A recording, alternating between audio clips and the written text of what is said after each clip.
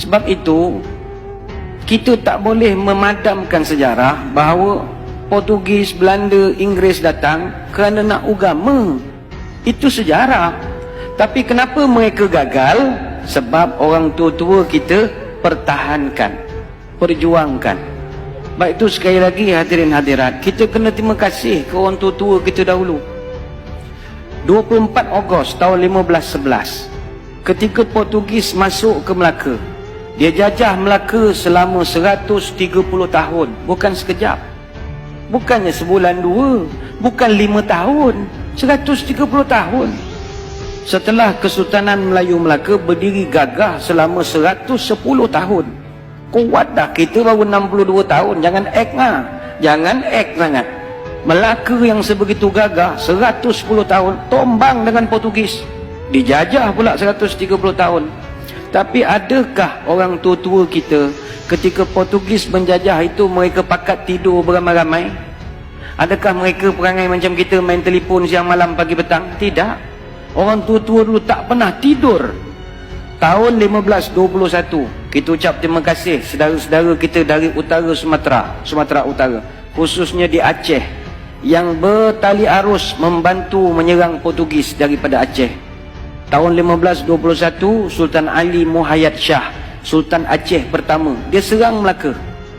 Serang tapi tak menang sebab Portugis ni kuat ketika itu. Datang pula Sultan Alauddin Al-Qahar, Sultan Aceh yang ketiga. Dia serang Melaka 3 kali. 1537 dia serang, kalah. 1547 dia serang guna kapal, pun kalah. Tahun 1564 dia minta bantuan dari kerajaan Turki Utsmani. Semasa itu kerajaan Turki Utsmani diperintah oleh Sultan Sulaiman yang merupakan Sultan Turki Utsmaniyah yang ke-10, minta tolong tapi gagal. Adakah Portugis terlampau kuat? Tidak juga. Portugis tak kuat. Tapi di kalangan orang Melaka ketika itu seronok kerja dengan Portugis. Jadi dia orang dah dapat gaji, ada allowance, ada pangkat, ada apa. Dia orang pula mempertahankan Portugis siang malam pagi petang. Jadi Portugis main wayang sajalah. Orang-orang kita yang berlawan sesama kita. Kemudian Sultan Ali Riayat Shah, Sultan Aceh yang ke-9, serang Melaka 3 tahun berturut-turut. 1573, 1575, 1577. Tapi tak menang, pembelot ramai. Sambung balik Dik Sultan Iskandar Muda, Sultan Aceh yang ke-12. Dia serang 2 tahun, 1615 dengan 1638. Hasil daripada serangan demi serangan bertali arus, akhirnya Portugis lemah. 1641 Semenanjung di Asia Tenggara. Ini Aceh. Aceh ialah orang Campa yang kalah. Mereka sedang membentuk satu kerajaan yang besar. Ketika zaman Osmaniyah, mereka menjadi tentera yang paling kuat di Asia Tenggara. Aceh satu-satunya bumi yang tak pernah dijajah. Oleh sebab itu mereka memiliki kepahlawan Melayu asal daripada Campa. Hari ini kena lihat bangsa pahlawan, carilah orang Aceh. Mereka tidak akan menyerah kalah. Dan perempuan mereka pun menjadi pemimpin yang hebat. Mereka tak akan menyerah kalah.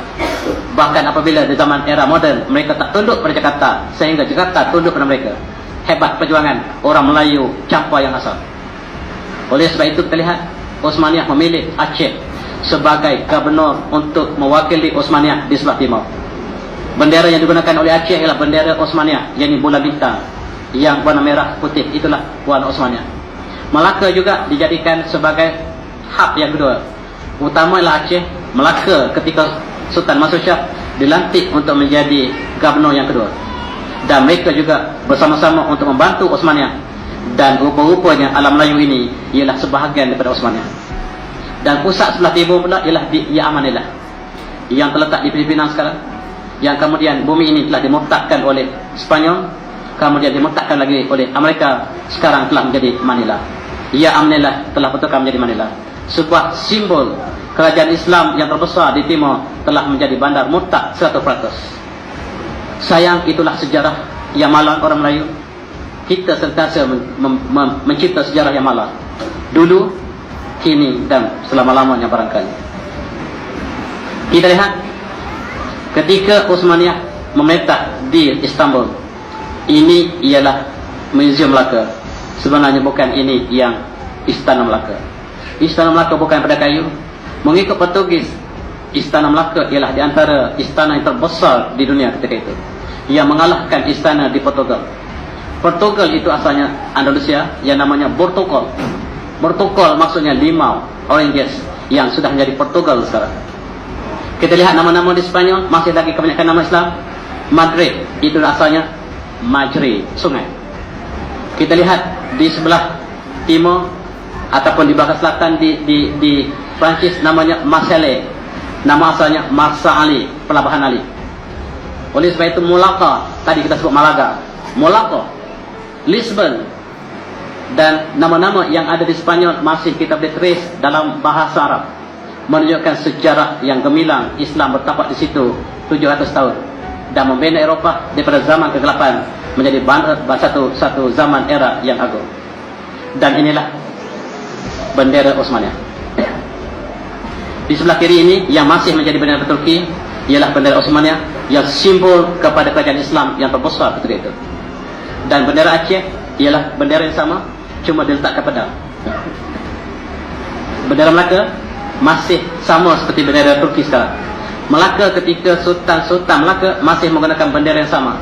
Bahkan Filipina juga menggunakan bendera yang sama. Maksud kita namanya itu Kerajaan Sulu. Dan di Moko Al-Muluk, nama sekarang Maluku, juga kerajaan Islam yang menggunakan bendera yang sama. Maksudnya kita adalah Osmania. Tetapi tidak pernah ada satu buku pun di negara kita yang tulis bahawa negara kita berada di bawah Osmania, kecuali dengan rendah dirinya buku saya yang bertajuk Turki dan ada di belakang. Ini saya cuba tunjukkan kembali bahawa Melaka dengan bukti yang kita ada ialah sebahagian daripada kerajaan Osmania, dan mereka memiliki infrastruktur ataupun logistik tentera yang terbaik di dunia ketika itu. Dan ini diakui oleh Portugis. Portugis mengatakan ketika kami bertemu dengan orang Melaka, mereka mempunyai senjata yang lebih baik daripada negara kami dan lebih baik daripada Jerman. Jerman negara yang dibina oleh umat Islam. Kita tidak tahu bahawa Jerman pernah diasaskan oleh umat Islam, sebab universiti pertama di Jerman dibina oleh umat Islam. Murid paling lurus iaitu Universiti Frankfurt. Kemudian Universiti Munich dibuka oleh umat Islam. Begitu juga dengan Universiti Leuven, 3 buah universiti besar di Jerman dibuka oleh murid kepada murid Ibn Rushd. Dan Jerman telah membina teknologi yang tinggi. Kata Portugis, ketika kami menentang Melaka, kerajaan Melaka mempunyai senjata secanggih Jerman. Dan rupa-rupanya senjata yang ada Jerman, senjata yang ada Melaka berpunca daripada Osmania. Itulah kekuatan umat Islam ketika itu. Umat Islam bukan jatuh kerana senjata, tetapi kota Melaka tidak rubuh, tapi kota Melaka dirubuhkan daripada dalam. Pengkhianat yang sentiasa berlaku dalam sejarah Melayu.